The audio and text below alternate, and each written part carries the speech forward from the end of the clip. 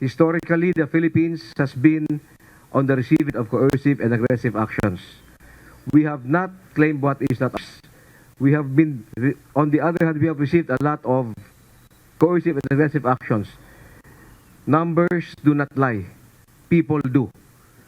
So facts will tell us that we have not been, nor will we be, the reason for aggression in West Philippine Sea.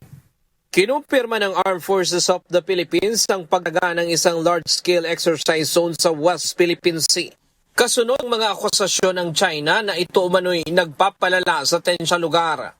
Ayon kay Rear Admiral Roy Vincent Trinidad, tagasalita ng Philippine Navy sa issue ng West Philippine Sea, ang inalagang exercise zone sa West Philippine Sea ay bahagi ng mga pre-schedule, duly coordinated at aprobadong aktibidad ng Pilipinas kasama ang treaty allies.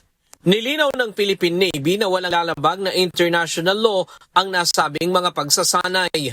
Isasagawa ito sa loob ng exclusive economic zone ng Pilipinas kung saan may soberanya at jurisdiksyon ang bansa.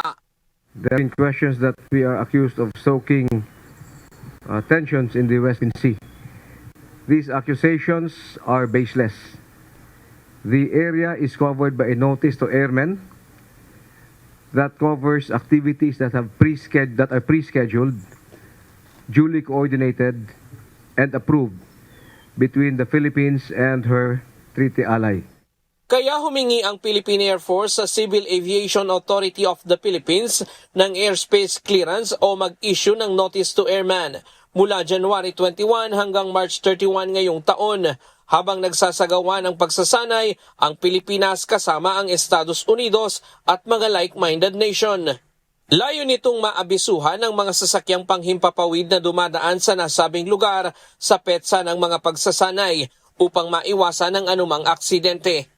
Issuing notices to airmen and mariners is a standard procedure of professional militaries to inform the international community of aircraft and ships transiting the area. If you recall, sometime last year in Eastern Australia, the PLA Navy conducted live fire exercises without informing Australia and civil aircraft and ships passing the area. Those actions caused undue alarm. Paglilinaw pa ng AFP, regular silang humihingi ng notam sa CAAP kapag mayroon silang isinasagawang mga aktibidad sa West Philippine Sea kasama ang mga like-minded nation. Kabilang sa sakop ng exercise area ang Bajo de Masinloc na malinaw na nasa exclusive economic zone ng Pilipinas. These exercises are well within our EEZ, areas that we have sovereignty, sovereign rights, and jurisdiction. It includes Bajo de Masinloc. It is more than 600 nautical miles from mainland China. No provision of international law supports their claim or their accusation. Ang tagapagsalita ng Chinese Embassy sa Maynila, kinondena ang hakbang ng Pilipinas. Ayon sa pahayag ng China, ang itinakdang military exercise control zone ng Pilipinas ay umano'y lumalabag sa territorial sovereignty at maritime rights ng Beijing, partikular sa paligid ng Wangyang Dao na tinatawag ding Scarborough Shoal.